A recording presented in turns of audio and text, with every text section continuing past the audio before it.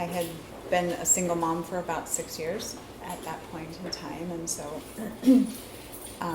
my thought on dating was somebody's just going to have to kind of jump into our life because I don't have time to date, and I had 3 kids at home.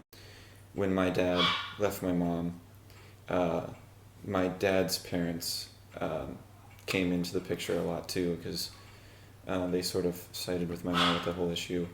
And so my grandpa raised me, both my grandpas raised me as the father figures in my life. I guess when Doug came into the picture, I was really unsure of what to expect. I hadn't had that before in my life. Dating was kind of like going to baseball games or whatever sports. He was really nice. He made my mom happy. I remember that. I remember he took me to my first baseball game, which was really.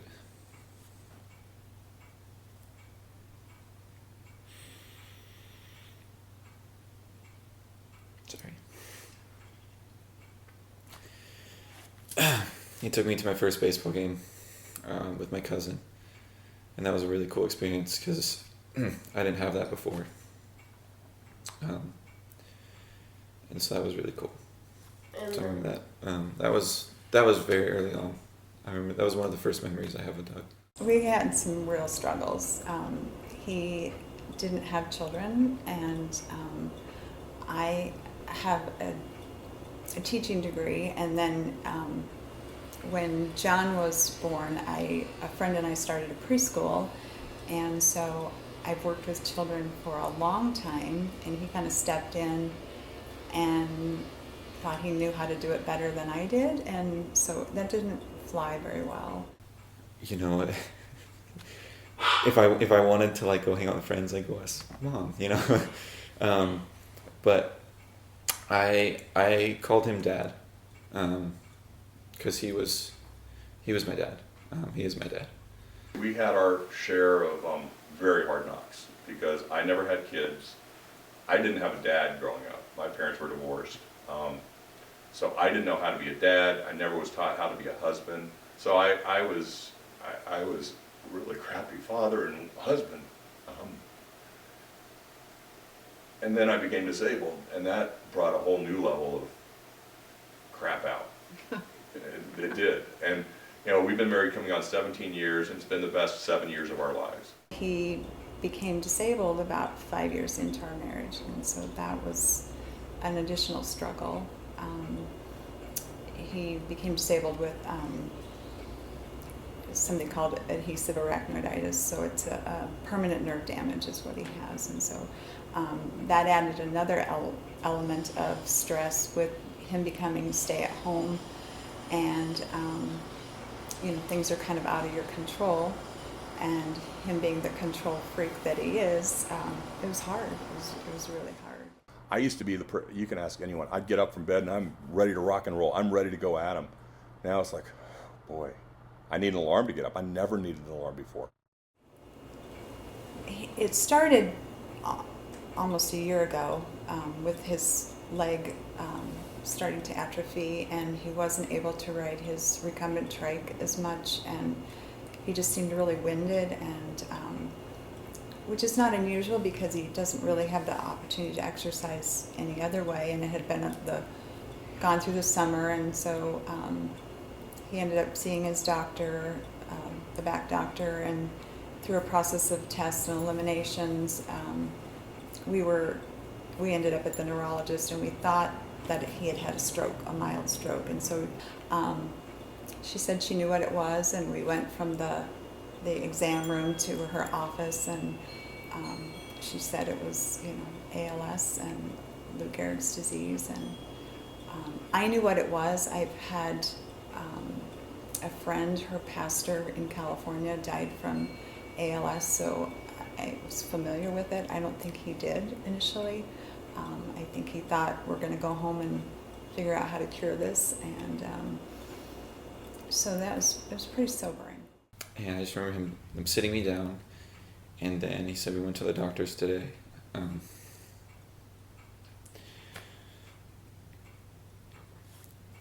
I just remember he just broke down and he started crying. And Doug doesn't cry very much. I'm a little bit more, I'm a little bit more like my mom in the sense that I express my emotions a lot more. Doug doesn't do that as much. Doug is much more logical and much more in that sense. And so when he cries, it's a very emotional experience. And so he told me that he had been diagnosed with ALS.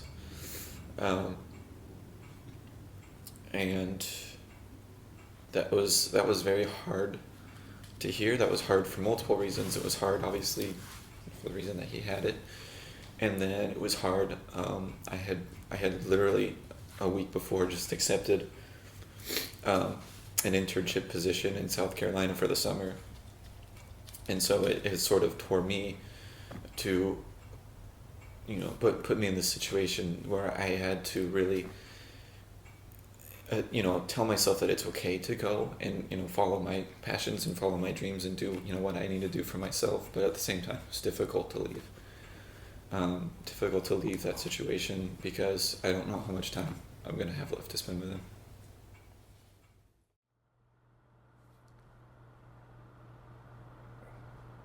It was hard. I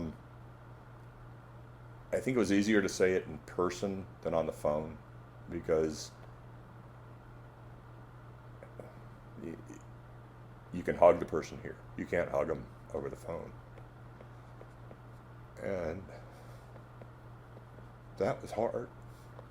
Just because, you love them, and you've had so many life experiences with these people, and you get to tell them the last time I saw you is probably the last time I'll see you.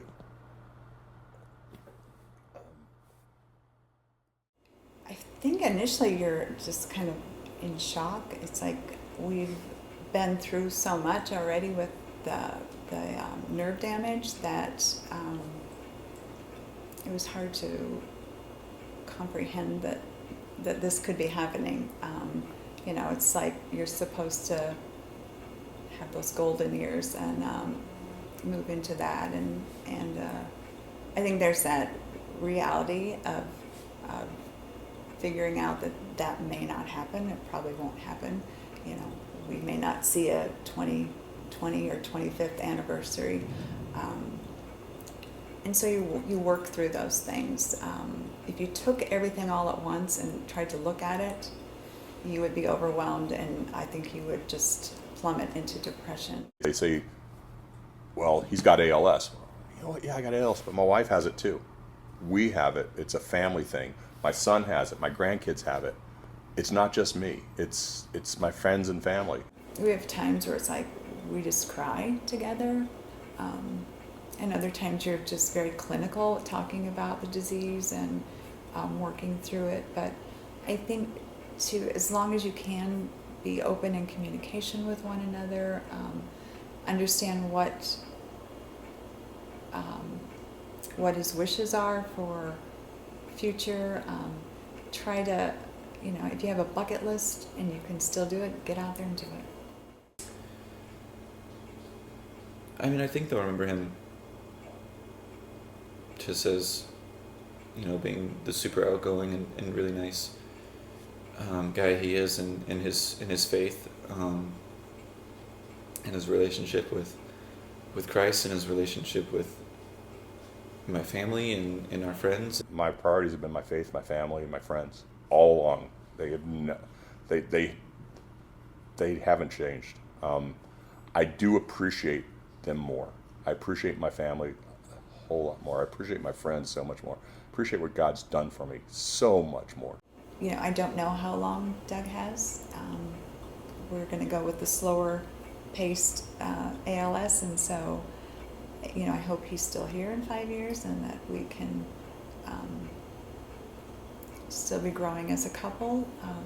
I don't think those things stop. My biggest concern is my wife and what kind of caregiver support, because one thing I've learned with my disability, she has it a lot harder than I did. She has it way harder than I did because the person she had her dreams, they're not going to be there anymore. She's got to lift me and carry me, and and she's got to work too. She's got to clean the dishes. She brings me food, and I just got to sit here. So it's pretty easy for me. It's hard for her. In 5 years, it could be very scary. The thoughts could be very scary of, being alone, and what does this mean financially? I guess spend life how I guess we normally were before that, just to make sure that that's the memory that we have when he's no longer with us, and he is very good at doing that. He is very strong, and he jokes around with it a lot. And he has a very positive attitude about it, and I don't at all. It's not fair to me. It's not fair to my mom.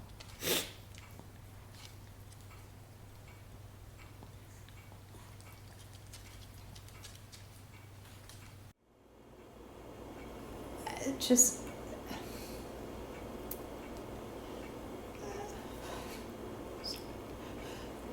I love him, and this has been really hard, but it's okay, and we're gonna get through it, and it's not the end, and so I think our faith in the Lord, and knowing that he'll be in heaven, and that's a good thing. So. It's a struggle that I deal with every single day, thinking what I'm going to do and where I'm going to go when I graduate, because I don't want my mom to be alone. I hope that they can find something, and if they don't, I hope I'm a part of that. I've offered to be part of clinical trials. I want to be able to help. I'm a complicated problem because of my spinal cord damage, and that's where the motor neurons is in the spinal cord, the brain and the spinal cord. So I don't know if that's going to disqualify me from some of them, which sort of sucks, because I want a cure.